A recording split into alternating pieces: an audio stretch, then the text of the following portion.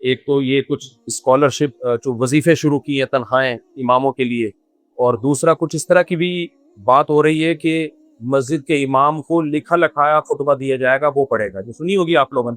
یہ مہم بھی حکومت پنجاب میں چل رہی ہے کہ ائمہ کرام کو نا جو مذہبی وزارت ہے اس کی طرف سے خطبہ دیا جائے گا، جیسے سعودی عرب میں، یو اے ای میں ہوتا ہے۔ تو اس میں دونوں چیزوں میں ہمیں کیا کرنا چاہیے؟ ہمیں اس کو ایکسیپٹ کر لینا چاہیے یا اس کے خلاف آواز اٹھانی چاہیے؟ اس کو خوب اچھی طرح سمجھیں۔ جہاں تک پہلی بات ہے کہ اماموں کو حکومت پنجاب وہ دے رہی ہے، کچھ پیسے دے رہی ہے، اس میں بعض لوگوں کی رائے یہ ہے کہ یہ خرید رہی ہے اماموں کو، پھر امام کو اپنی مرضی سے چلائے گی، ہم ٹکیں گے نہیں۔ دیکھو میں یہ سمجھتا ہوں اس میں ہمیں تبصرہ کرنے کے بجائے جو مساجد کے ائمہ ہیں پنجاب کے مساجد جن کو دے رہی ہے وہ بات کریں تو وہ بات زیادہ ریلائبل۔ وہ اگر خوش ہیں اس آفر پہ سبحان اللہ، اور اگر وہ کہہ رہے نہیں ہمیں نہیں چاہیے، اس طرح سے تم ہم کو خرید لو گے تو پھر ہمیں، کیونکہ جو گھر کا بھیدی ہوتا ہے وہ گھر کے راز زیادہ جانتا ہے۔ دیکھو مجھے ایک بات بتاؤ، حکومت مجھے اگر کوئی تنخواہ دے رہی ہو کہ آپ الفلاحیہ مسجد کے امام ہو، 50,000 روپے ہر مہینے مفتی صاحب کے اکاؤنٹ میں آیا کریں گے گورنمنٹ آف پاکستان کی طرف، بس اتنی اچھی گورنمنٹ نہیں ہے 50,000 روپے کے مثال دے رہا ہوں، مثال اچھی لینی چاہیے۔ تو اب لوگ کچھ کہنا شروع کر دیں حکومت مفتی صاحب کو خرید رہی ہے، یا کوئی کہے نہیں خرید نہیں رہی، اچھا اقدام کر رہی ہے، تو بھائی مفتی صاحب سے پوچھو نا کہ آپ اس پیشکش پہ راضی ہیں یا آپ کو ایسا لگ رہا ہے کہ میں بک جاؤں گا؟ کیا خیال ہے؟ اگر میں کہوں کہ نہیں مجھے نہیں چاہیے، مجھے پتا ہے اگر میرے اکاؤنٹ میں 50,000 روپے آئے کہ میں 4 شادیوں پہ بات نہیں کر پاؤں گا، میں عدالتی خلا کے خلاف تقریر نہیں کر پاؤں گا۔ یہ جو ابھی لاہور کی جج نے یہ فیصلہ کیا ہے کہ ڈانٹ بھی دیا شوہر نے بیوی کو، تو اس پہ عورت کو تنسیخی نکاح کا حق ہے، میں اس کے خلاف آواز نہیں اٹھا پاؤں گا، تو میرا یہ احتجاج بالکل درست ہوگا۔ اور اگر میں کہہ رہا ہوں کہ نہیں بھی مجھے پیسے مل رہے ہیں، میں پھر بھی آزاد ہوں، میں جو حق کی بات ہے وہ کروں گا، تو پھر کسی اور کو اس پہ اعتراض ہونا بھی نہیں چاہیے، کسی کی روزی پہ لات بھی نہیں مارنی چاہیے۔ تو اس لیے ہم خود سے تبصرے کرنے کے بجائے یہ فیصلہ ہم کس پہ چھوڑ دیتے ہیں؟ پنجاب کی مساجد کے اماموں پر، کہ امام لوگ اس فیصلے سے خوش ہیں یا نہیں۔ ہاں 2-4 امام کی بات نہیں ہے، میجورٹی خوش ہے، تو اس کو ایکسیپٹ کرنا چاہیے اور حکومت کا شکریہ ادا کرنا چاہیے کہ چلو آپ لوگوں نے امام کا خیال کیا۔ اور اگر میجورٹی کہہ رہی ہے ہمیں خریدا جا رہا ہے، تو پھر ہمیں بھی اس کے خلاف آواز اٹھانی چاہیے۔ تو جب تک مساجد کے ائمہ کی طرف سے کوئی پراپر بیان نہیں آ جاتا، ہمیں اس پہ خاموش رہنا چاہیے۔ سمجھتے ہو کہ نہیں سمجھتے؟ اور اگر وہ کہہ رہے ہیں کہ ہمیں مل جائے، اکثر مساجد کے ائمہ کہہ رہے ہیں ہمیں یہ حکومت سے آفر چاہیے، تو ہمیں خوش ہونا چاہیے۔ اس پہ کیا خیال ہے؟ پھر کسی کی روزی پہ ہمیں لات نہیں مارنی چاہیے۔ اس میں سیاسی لیڈروں کے بجائے نا ان کی اپنی رائے کا اعتبار، سیاسی لیڈروں کی رائے بھی صحیح غلط ہو سکتی ہے، میں اس کی بات نہیں کر رہا، لیکن اس میں اس کے جو اہل ہیں رائے دینے کے، وہ اصل میں اہل کون ہیں؟ پنجاب کی مساجد کے ائمہ ہیں۔ وہ اگر خوش ہیں تو ہمیں بھی خوش ہونا چاہیے۔ یا تو مسجد کمیٹی والے اتنی تنخواہیں دینا پھر ان کو بھر بھر کے کہ ان کو گورنمنٹ کی ضرورت ہی نہ رہے۔ کمیٹی نے بھی نہ چھوڑ کے ان کو خون سارا نہ چھوڑا ہوا ہوتا ہے ان کا، اور اب گورنمنٹ بھی کوئی آفر دے رہی ہے تو وہ بھی نہ دیں اس کو، تو یہ تو بیچاروں کے ظلم ہے۔ اس لیے اماموں پہ چھوڑ دینا چاہیے۔ دوسرا جو مسئلہ ہے کہ چونکہ یہ فیصلہ ہونے سے پہلے اگر یہ میرا کلپ وائرل ہو جائے تو اس کا فائدہ زیادہ ہوگا۔ مجھے بہت سے لوگوں نے بتایا، حکومتی جو اہلکار ہیں انہوں نے بھی بتایا، جو اسمبلیوں میں انہوں نے بھی بتایا، جماعت اسلامی والوں سے بھی میرے دفعہ رابطہ، انہوں نے بتایا کہ یہ جو آپ لوگ کے کلپ ہوتے ہیں نا وائرل ہوتے ہیں، یہ اس کی ویلیو بہت زیادہ ہے، یعنی اس کو باقاعدہ سنا جاتا ہے، ان پہ اثر بھی ہوتا ہے ان چیزوں کا۔ ابھی دیکھو عدالتی خلا کے خلاف الحمدللہ آواز اٹھنا شروع ہو گئی ہے، وکلا بھی اٹھنا شروع ہو گئے ہیں اس پہ، تو یہ ہلکی بات نہیں ہوتی، ہم کام میں پھینک ہی رہے ہوتے بیٹھ کے تبصرہ کو، اس کا ہمیں پتا ہوتا ہے سوسائٹی پہ اس کا اثر ہوگا اور حکومتی ایوانوں میں بھی اس کا اثر ہوگا۔ تو یہ جو گورنمنٹ جو پلان بنانے جا رہی ہے کہ گورنمنٹ فیصلہ کرے گی کہ امام کو جمعے کے خطبے میں کیا تقریر کرنی ہے، جیسے کہ سعودی عرب میں کون فیصلہ کرتا ہے؟ حکومت سعودی عرب کے اور دبئی کے اور عرب ممالک کے جو ائمہ کرام ہیں وہ پورا لکھا لکھایا خطبہ پڑھ کے سنا رہے ہوتے ہیں، تو ہم بھی یہاں ایسا کریں۔ دیکھو اس میں اعتدال کی بات کیا ہے، بالکل جو اعتدال کی بات ہے، اعتدال کی بات تو یہ کہ نہ تو اماموں کو بالکل آزاد چھوڑا جائے، کیونکہ اس سے جو فرقہ واریت پھیلی ہے، دہشت گردی بھی پھیلتی ہے، فرقہ واریت بھی پھیلتی ہے، قتل و غارت بھی۔ پڑوس میں آپ کو پتا ہے ایک مسجد کا امام ہے، کئی جمعے مسلسل میرے قتل کے فتوے دیتا رہا ہے، پمفلیٹ بانٹتا رہا ہے، میں نے تو اس کو لفٹ ہی نہیں کرائی، ورنہ اس کے نٹ بولٹ ٹائٹ کرنا میرے لیے کوئی مسئلہ نہیں۔ آپ کہہ سکتے ہو کہ شاید میں اسٹیبلشمنٹ کے ذریعے اس کے نٹ بولٹ ٹائٹ کرواؤں گا، نہ اسٹیبلشمنٹ سے ہمارا اتنا اچھا ریلیشن نہیں ہے، میرے اپنے قرضے لے کے لوگ بھاگے ہوئے ہیں، وہ نہیں मैं ले सका, छुड़वा सका, क्योंकि भागे हुए हैं ना वो। मेरे अगर इतने अच्छे ताल्लुकात कि हमें दरबारी सरकारी मुल्ला होता ना, तो बहुत सारे काम मेरे निमट गए होते जो कि नहीं हुए। अभी अभी कभी खुशबू लगा के अकेले आओगे तो बताऊंगा। तो मेरे पास मेरे शागिर्द ही इतने हैं अल्हम्दुलिल्लाह कि उसकी स्क्रू टाइट करने के लिए काफी। मैंने तो अपने शागिर्दों को रोका हुआ है। 5 शागिर्दों ने कहा आप सिर्फ इशारा करो, बंदा गायब करना किसका काम है? हमारा काम। क्योंकि ये इधर करीब में है, मुफ्ती मुरीब कहलाता है, वो आमिल है, औरतों के बनियान सूंघ सूंघ के बताता है कि इसके जिन है या चुड़ैल। लोग मुझे कहेंगे बदअखलाक हो। एक आदमी कंटिन्यूसली मुझे वाजिबुल कत्ल करार दे रहा है, कंटिन्यूसली, कोई रोकने वाला नहीं है। हुकूमत और इस्टेब्लिशमेंट का तो ये हाल है इस मुल्क में, समझ रहे हो? ये कानून है। हम इस्टेब्लिशमेंट के गुलाम होते हैं ना। एक दफा वो कहता ना कि मुफ्ती तारिक मसूद वाजिबुल कत्ल है, इस्टेब्लिशमेंट ने उठा के उल्टा करके चित्रौल लगाने थे कि हमारा बंदा है, तुम उसको वाजिबुल कत्ल कैसे कह रहे हो? समझ रहे हो कि नहीं समझ रहे? इस्टेब्लिशमेंट का बंदा हो और आप उसको वाजिबुल कत्ल कह रहे हो। इस्टेब्लिशमेंट इमरान खान को जेल में भेज दिया, तो इनके लिए बंदा उठाना, उसके स्क्रू टाइट करना कौन सा मुश्किल काम है? लेकिन वो कंटिन्यूसली तकरीरें करता जा रहा है। हर जुम्मे में मेरा पता नहीं उससे मुझसे बहुत मोहब्बत है, कहीं नबी से मेरा जिक्र ले आए। और क्यों है? वो कब्जा ग्रुप आदमी है, वो अपना मस्जिदों में जाल बिछा रहा है, पूरा दाएं बाएं सारे अपने बंदे बिठा रहा है, उसका कब्जा ग्रुप है। उसकी राह में मैं बहुत बड़ी रुकावट बना हुआ हूँ और मैं आमिलों के खिलाफ बहुत बोलता हूँ। उसका मंडल बिकना बंद हो गया क्योंकि उसकी सोर्स ऑफ इनकम क्या है? जिन चुड़ैल भूत भगा के लोगों को उल्लू बना के पैसे लेना। आमिलों के खिलाफ तो मैं बोलता हूँ, आपको पता है। तो अब बनियान सूंघना भी छोड़ दिए, इतना पैसा था बनियान सूंघने का। कोई आदमी आता था ना, मेरी बीवी पे जिन आया हुआ है, बनियान ले आ बनियान, वे 4 आसेब आए हैं इसके ऊपर, 4 चुड़ैलें आई हुई है कि वो बेचारा, लोग तो सीधे साधे होते हैं, बेवकूफ बन जाते। मैं तो आमिलों की बाट लगाता हूँ कि यार तू वाजिबुल कत्ल मुझे क्यों कह रहा है? तू जिन चुड़ैल भूत भेज, तुझे उठा के ले जाए वो, या उस पर जादू करना, क्या ख्याल है? नादरा में मेरी पूरी डिटेल है, तू नादरा वालों बल्कि जिन को भेज, नादरा से इसके बाप का नाम इसकी माँ का नाम निकलवा के ला यार, जिन जादू करता हूँ। कम बहुत 2 साल से तू मेरे खिलाफ तकरीरें कर रहा है, कोई एक चुड़ैल कोई एक जिन भेज देना, कोई अमलियात फलीते पलीते कुछ तो कर। इन तिलों में तेल है ही नहीं। मैं इतना नहीं बोल, मैं तो कब से देख रहा हूँ ये 10-15 साल से लोगों को उल्लू बना रहा है। एक दिन भी मैंने इसके खिलाफ बयान नहीं किया।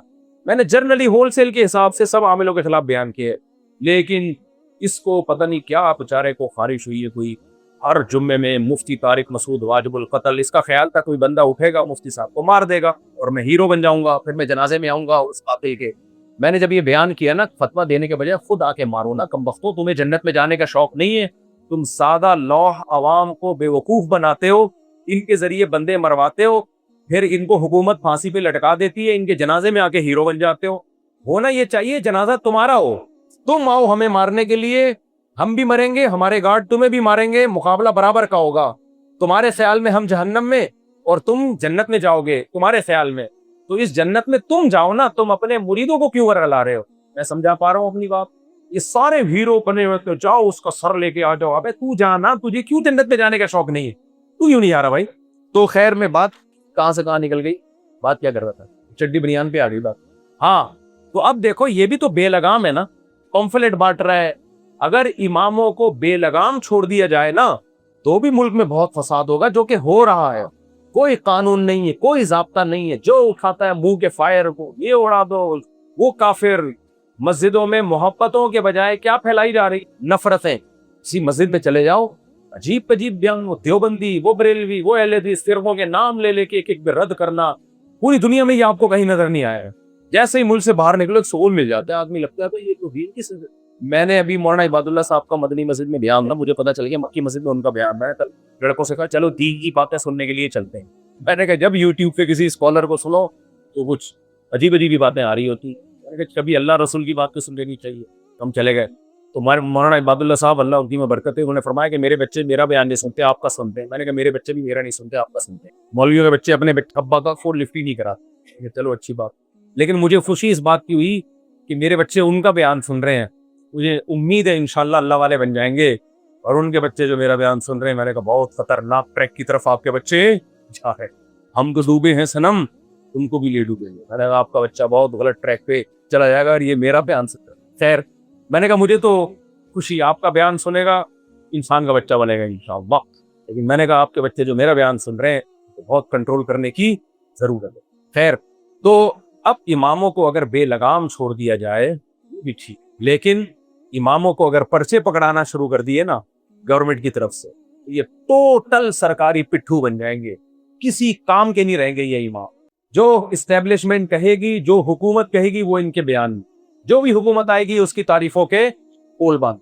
कोई हक, जो फैसला होगा अदालत का, सही हो गलत हो ना, क्योंकि ये थोड़ी कि वजारत औकाफ आपको पर्चा लिख के देगी कि हाई कोर्ट के जज ने जो ये फैसला किया है गैर शरई है, इस दफा जुम्मे में इससे बयान करें। ना ना ना ना, फिर जुम्मे में बयान आएगा कि हाई कोर्ट के जज ने जो गैर शरई फैसला किया है, आपने उसको मुशर्रफ का इस्लाम करना है, उस फैसले को क्या बना के पेश करना है, मुसलमान बना के पेश करना है। इतनी दीन में तहरीफ होगी। सऊदी अरब में तो बहुत ज्यादा सख्ती है, एक हर्फ भी आप अपनी राय नहीं दे सकते। अब मुझे एक बात बताओ, तो इससे दीन का बेड़ा गर्क होगा कि नहीं होगा? पाकिस्तान इससे बचा हुआ है अब तक। अभी आप दो, पूरी दुनिया में ना पाकिस्तानी स्कॉलर्स को सुना जाता है, मौलाना तारिक मिल साहब को सुना जाता है, हमें सुना जाता है। हम हैरान होते हैं, यार हमें क्यों सुन रहे हो? लोग कहते हैं बाकी किसी भी मुल्क का कोई स्कॉलर का जब बयान आता है ना, तो ऐसा लगता है कि ये लिख के इनको बाकायदा रट्टा लगा के दिया गया है कि ये कहना है और ये नहीं कहना। तो ये हम बिल्कुल किसी कीमत पे ये कबूल नहीं करेंगे गवर्नमेंट की तरफ से कि वो पंजाब या केपी के कहीं भी आइमा कराम को पर्चे पकड़ा दे कि इसके हिसाब ये बयान कर रहा है। तो एतदाल की बात ये है, जैसे यूरोप और अमेरिका में, वहां भी मजहबी स्कॉलर जाते हैं, उनकी तरफ से परमिशन है आप बयान करें, लेकिन चंद पॉलिसियां उनकी हैं, कोई नफरत अंगेज बयान आपने नहीं करना। कोई ऐसा बयान किया जिससे लड़ाई झगड़ाई का खतरा हुआ तो वो पकड़ लेते हैं इमाम। तो मुल्क में कानून ये बनना चाहिए कि इमाम की मर्जी है, वो जिस चीज को बरहक समझता है उस पर बयान करे। नंबर 1 तहजीब के दायरे में, नंबर 2 कुफर का फतवा किसी पे लगाने की इजाजत नहीं है, क्योंकि इससे बहुत नफरतें फैलती हैं, लड़ाइयां फैलती हैं। किसी को वाजिबुल कत्ल या वाजिबुल ताज़ीर करार देने की इजाजत बोलो नहीं है। किसी इमाम ने कहा कि ये मार दो, तोड़ दो, फोड़ दो, उसके खिलाफ केस होना चाहिए। सहाबा कराम, अहले बैत, इनमें से किसी की शान में गुस्ताखी की इजाजत बोलो नहीं। किसी इमाम ने, किसी मजहबी स्कॉलर ने किसी सहाबी या अहले बैत की शान में अदना से भी गुस्ताखी की, उसके खिलाफ पर्चा कटेगा। समझ रहे हो कि नहीं समझ रहे? किसी के मजहबी जज्बात को मजरूह करने की इजाजत नहीं है। आपने मसीहियों पर रद्द किया, बयान किया कि इस्लाम की हकानियत साबित की, मगर मसीहियों का मजाक उड़ाने की इजाजत नहीं है, हिंदुओं का मजाक उड़ाने की इजाजत नहीं। इस तरह की कानून साजी अमेरिका, जापान, यूके में पहले से हुई हुई है, तभी हम वहां जाते हैं। और मैं अकेला नहीं, बहुत सारे मजहबी स्कॉलर जाते हैं, खुल के तबलीग करते हैं, उसका फायदा भी होता है, लेकिन लड़ाई झगड़े नहीं होते। तो ये कानून साजी यहाँ होनी चाहिए। पर्चे मत पकड़ाओ इमामों को, ये भी इस दफा जरदारी के फजाइल बयान करने, इस दफा बिलावल भुट्टो के फजाइल आपने बयान करने वगैरह वगैरह, ये नहीं करो आप। हो सकता है गवर्नमेंट के हम ये थोड़ी कहेंगे, हम तो कहेंगे माँ बाप के हुकूक, ये वाले माँ बाप के हुकूक। भाई वो भी बाउंड हो जाता है, इंसान खुल के बयान नहीं कर सकता। इमाम की जो सलाहियत है वो दबना शुरू हो जाती है, उसमें जो मोटिवेशन की एक पावर है, लोगों को अमल पे उभारने की ताकत, वो बिल्कुल जीरो हो जाएगी, खत्म हो जाएगी, मजहब दफन हो जाएगा। और फिर आज हुकूमत तो ज्यादा पाबंदी नहीं लगाएगी, अगली हुकूमत आके और जकड़ेगी, उससे अगली हुकूमत आके और कंट्रोल करेगी। रिजल्ट यही होगा 20-30 साल के बाद जाके, जो बाहर मुल्कों में हुआ है कि इमाम को बस हुकूमत ने जो कह दिया पत्थर पे लकीर बन गया, दाएं बाएं बिल्कुल नहीं जाता, उससे बयानात में उनकी ताकत और जान खत्म हो गई है। तो इसलिए हम कतन इस कानून को कबूल नहीं करेंगे कि इमामों को पर्चे पकड़ाए जाएं, ये बयान करना है आपने। लेकिन हम ये भी नहीं कहते कि इमामों को बेलगाम छोड़ दिया जाए, हम कहते हैं कुछ ज़ाब्ते वज़ा कर दिए जाएं। ये इमाम की बाउंड्री है, आप बयान करें, आपकी मर्जी का टॉपिक होगा, आपने कुरान और सुन्नत के हिसाब से खुद तैयारी करनी है, लेकिन ये बाउंड्री है, इस बाउंड्री को आपको क्रॉस करने की इजाजत नहीं है। कोई मुफ्ती हो, कोई बुजुर्ग हो, कोई आलिम हो, ये बाउंड्री क्रॉस करेगा फौरन हुकूमत एक्शन लेगी। और इसमें FIR कटने का भी इंतजाम न किया जाए। जैसे सऊदी अरब में खुफिया एजेंसी के लोग बैठे हुए होते हैं, इमाम जरा सा दाएं बाएं हुआ, उसी वक्त अरेस्ट कर लिया। तो जो पुलिस की तरफ से कुछ लोग हर मस्जिद में बैठे कि इस बाउंड्री को जिस इमाम ने क्रॉस किया, बयान खत्म होते ही उस इमाम को अरेस्ट कर लिया जाए। ये एक बाउंड्री है। तो इससे इमाम ऐसा भी नहीं होगा कि बिल्कुल हुकूमत का पाबंद बन जाए, और ऐसा भी नहीं होगा कि बेलगाम हो जाए। तो क्या ख्याल है, ये सजेशन सही है या नहीं है? ये तजवीज़ होनी चाहिए, इस पर अमल लाजमी होना चाहिए। बाकी मुफ्ती मुनीर साहब है, वो बेचारा अल्लाह उसकी रोजी रोटी पे बेचारे के बंद हो गई। मुफ्ती से बगैर कोई शख्स दीनदार गुनाहों से बचता हो, अगर कुछ दीनदार हो, गुनाहों से बचता हो, लेकिन उनका एक अदना सा शौक हो मौसीकी का, वो नमाज में पढ़ता हो, कुरान की तिलावत भी करता हो, लेकिन मौसीकी भी सुनता हो, तो क्या मौसीकी सुनना जायज़ है? जायज़ तो नहीं है भाई। बस ये कहेंगे कि बहुत सारी नेकियों में एक गुनाह कर रहा है, बस इसकी वजह से नमाज ना छोड़े।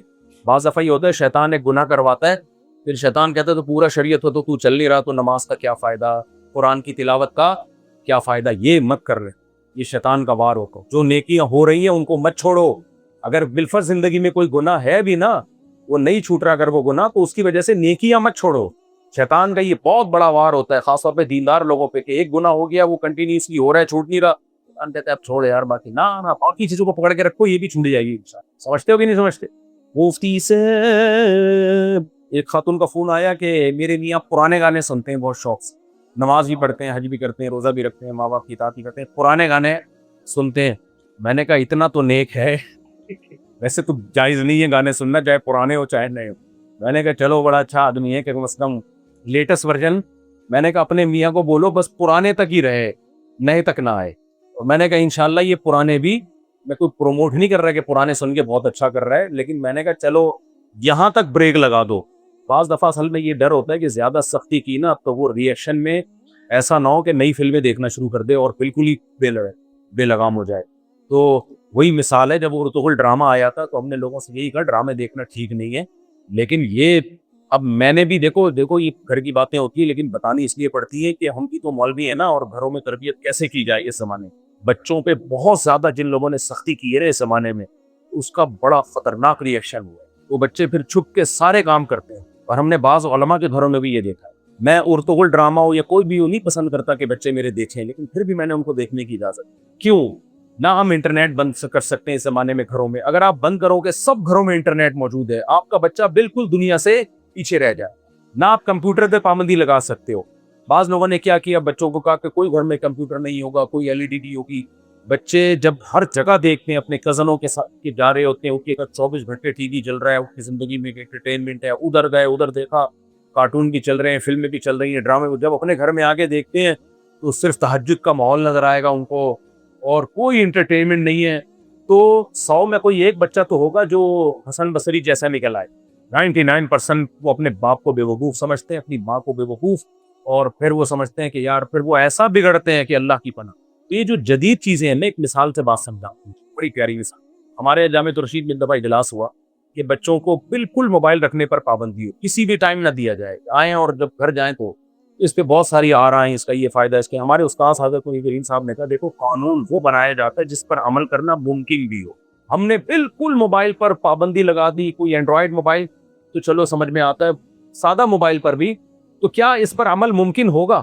کیونکہ موبائل سے سہولت اتنی زیادہ ہو گئی ہے, اتنی زیادہ سہولت ہو گئی ہے, آپ اپنے گاؤں میں اپنے علاقے میں 2 منٹ کے اندر بات کر کے خیر خیریت معلوم کر سکتے. آپ نے بالکل پابندی لگا دی, طالب علم جا رہا ہے وہاں, اب تو وہ پی سی او ختم ہو گئے نا, پبلک کال آفس, اس زمانے میں تھے, وہاں جا رہا ہے فون کرنے کے لیے, پھر وہاں سے چٹھی لکھ رہا ہے اپنے ابا کے نام, تو یقیناً چوری چھپے جا کے فون کرنے کی کوشش کرے.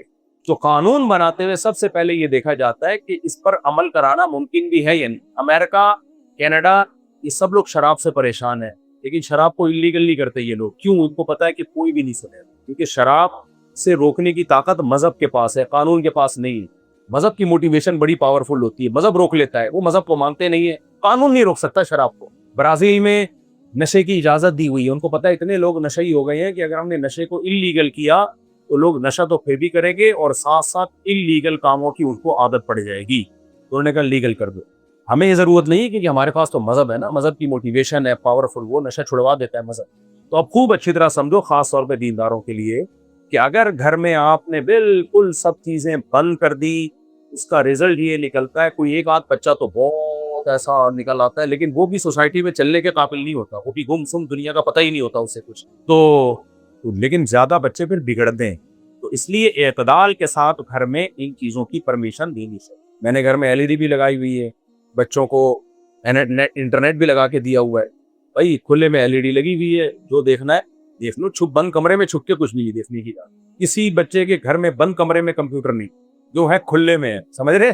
تو کتنا بگڑ جائیں گے. تھوڑا بہت بگڑنے کا پھر بھی چانس ہوتا ہے, لیکن بہت زیادہ نیک بنانے کے چکر میں آپ نے بالکل ہی ان کو ایسا بنا دیا. تو اب میرے بچے اردو دیکھتے تھے, مجھے نہیں اچھا لگتا کہ ڈرامہ دیکھے, لیکن میں نے دیکھ لیا. کم از کم یار بے حیائی نہیں ہے, ایک کہانی ہے, ایک ہسٹری ہے, ایک ہسٹری کا تھوڑا سا پتہ, اس کے کچھ فائدے بھی ہیں, صرف نقصانات نہیں ہیں. کیونکہ اگر آپ اس پہ بھی پابندی لگاؤ گے تو پھر وہ آگے جائیں گے. تو میرے سارے بچے اردو دیکھتے تھے اور جب میں گھر آتا تو اردو بنے ہوئے ہوتے، بچیاں حلیمہ بنی ہوئی ہوئی تھی وہ بنا کے نا پورا ہر وقت ان کا یہی کھیل تھا. اور بچے جو ہے نا وہ چھوٹے تلواریں لے کے نا وہ کھجور کے پتے لے کے اور وہ پتہ نہیں او جیسے کیا.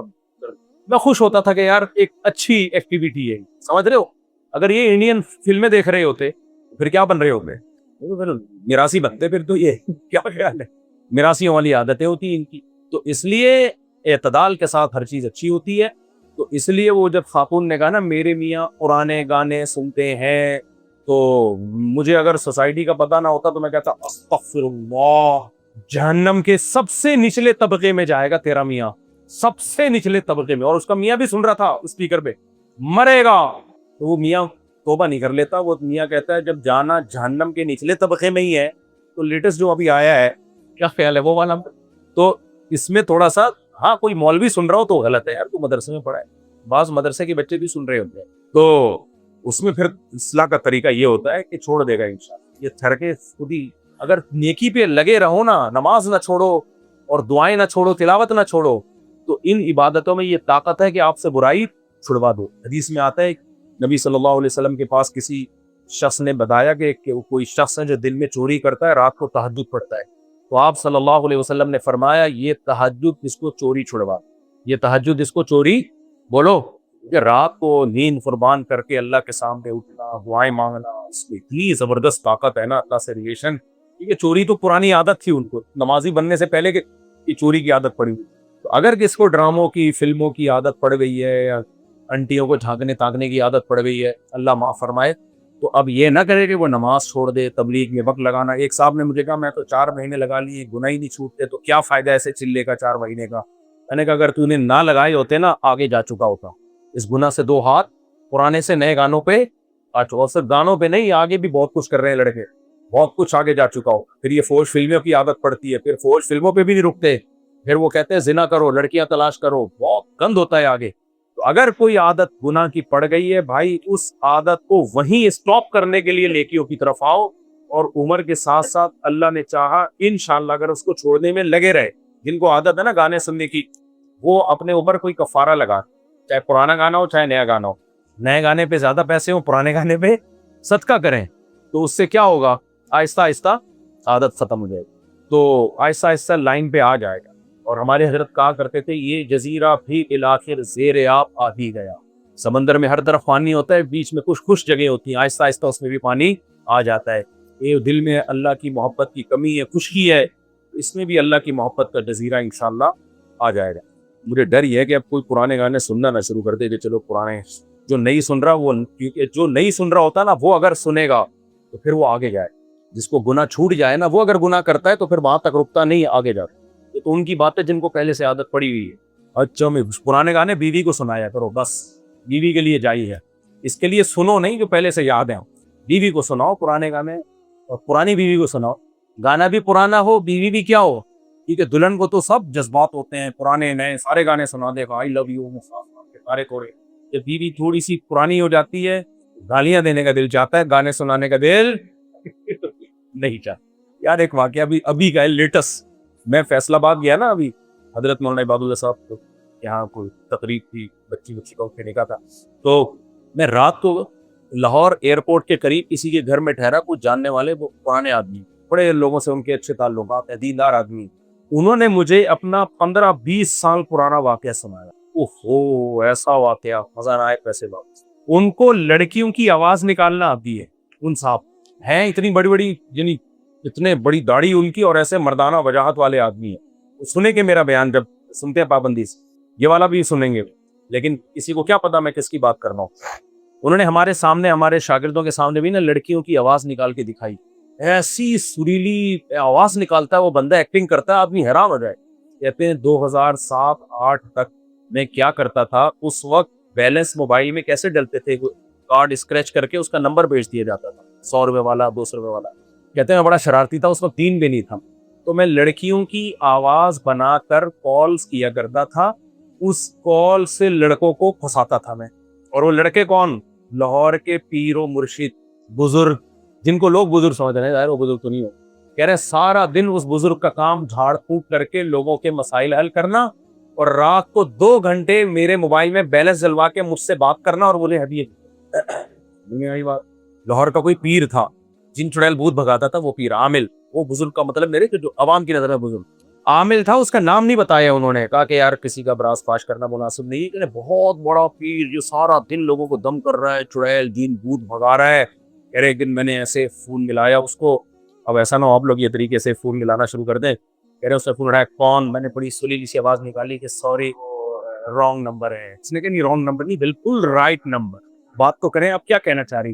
یعنی نہیں وہ اصل میں ایکچولی کسی اور کو فون ملانا چاہ رہی تھی، میں تو نہیں نکال سکتا نا ویسی آواز، تو وہ ملانا چاہ رہی تھی، تو وہ ایکچولی غلطی سے آپ کو مل گیا. لیکن آپ کی آواز بڑی اچھی ہے، آپ بڑی پردانہ آواز ہے آپ کی، آواز تو آپ کی بھی بہت اچھی ہے. تو آپ کیا کرتے ہیں بھائی؟ میں تو روحانی علاج کرتا ہوں. اچھا آپ روحانی علاج کرتے ہیں تو اچھا، آپ کو تو پھر نامحرم لڑکیوں سے بات نہیں کریں گے آپ؟ نہیں، اصل میں کچھ مسائل ہیں جو تمہارے ساتھ شیئر کرنا چاہتا ہوں. کہہ رہے ہیں ایسے 2 گھنٹے کہہ رہے کام یہی، اور بیلنس پہ بیلنس آئے جا رہا ہے. آپ کا کیا فیل ہے؟ کتنے بندوں کو پھنسایا اس سے اس طریقے سے؟ 5,000. وہ صاحب جو اتنی بڑی داڑھی، مردانہ وجاہت، سینے پہ بھی بال، ہاتھوں پہ بھی بال، اور داڑھی بھی بڑی گھنی، یہاں تک بال آئے ہیں. اور پاکستان کا 5,000 بندہ. کہہ رہے ہیں آپ کے کراچی کے بھی بہت کسٹمر تھے میرے پاس، اس میں کیا مولوی، کیا غیر مولوی، کیا قاری، کیا غیر قاری، کیا ڈاکٹر، کیا انجینئرز، کیا سائنٹسٹ، کیا پروفیسر، بڑے ہائی پروفائل ایجوکیٹڈ لوگ بھی. کراچی سمیت سندھ، بلوچستان، پنجاب، کے پی کے، کراچی کے ٹوٹل ملا کے کہتے ہیں میرے کسٹمر کتنے تھے؟ 5,000. ایسے ٹھرکی شکل کسی نے نہیں دیکھی، آواز پہ بیلنس بیچتے جا رہے ہیں. کہہ رہے ہیں ایک عمرہ کرنے گیا میرا کسٹمر، وہاں عمرے میں طواف کے دوران مجھے کال کر رہا ہے. کہہ رہے میں نے کہا بدتمیز، تمہیں شرم نہیں آتی نامحرم کو طواف کے دوران کال کر رہے ہو؟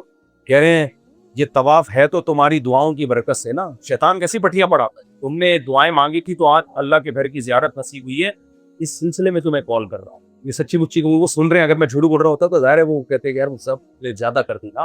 5,000 بندہ، اٹ از کالڈ ٹھرک. اس سے یہ بھی پتا چلتا ہے کہ عورت کتنا بڑا فتنہ ہے کہ نہیں. بڑے بڑوں کو آواز سے ہی عورت الو بنا لیتی ہے. تبھی تو اللہ نے قرآن میں حکم دیا کہ غیر مرد سے جب بات کرو تو آواز میں نرمی پیدا مت کرو. اللہ نے ایسے تھوڑی حکم دے دیا. وہ تو جب دیکھتے تو لوگوں کے جنازے اڑ جاتے کہ ابے کس پہ مر رہے ہیں ہم، کس پہ مر. تو خیر پھر وہ تبلیغ میں لگے، کہتے ہیں مولانا طاہر صاحب کے بیانات سنے اور پیسہ. کہہ رہے میں غریب کا میں نے بہت پیسہ کمایا اس طریقے سے. خیر تم بات پتہ نہیں کس پہ سنا رہا تھا، کہاں سے آئی ہے، سمجھتا ہوں یہ بات آئی واقعہ کیوں سنا رہا تھا. ہاں تو کہہ رہے میں نے پرانے گانے بھی سنائے ان کو اس پہ شاید. ہاں تو میں یہ کہہ رہا تھا کہ بھائی بیوی کو گانے سنایا کرو، اس سے محبت کا اظہار کیا کرو.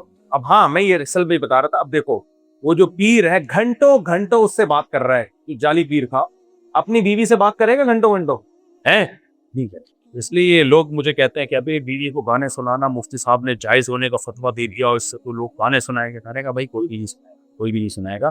نہیں تو سنا دو گے. پرانی والی کو سنانا بہت مشکل کام ہے، اس کے لیے محبت ہونا ضروری ہے. بڑی شریف آدمی میں ہی ہوتی ہے یہ محبت. اچھا میرے بوئی آپ نے کسی چشمہ لگانا پڑے گا میرے کو. بس یہ آخری سوال، میرے ابو کئی سالوں سے اچھا پروسٹیٹ کا شکار ہیں. پھر ایک ویڈیو آپ نے دیکھی جس میں آپ کسی رولان نامی گولی کے نام سے آپ نے اس کے بتایا. اور بھائی کوئی دوا شوا میرے مشورے پہ کھانے کی ضرورت نہیں ہے. کوئی بھی بیماری ہے جا کے ڈاکٹر کو دکھائے.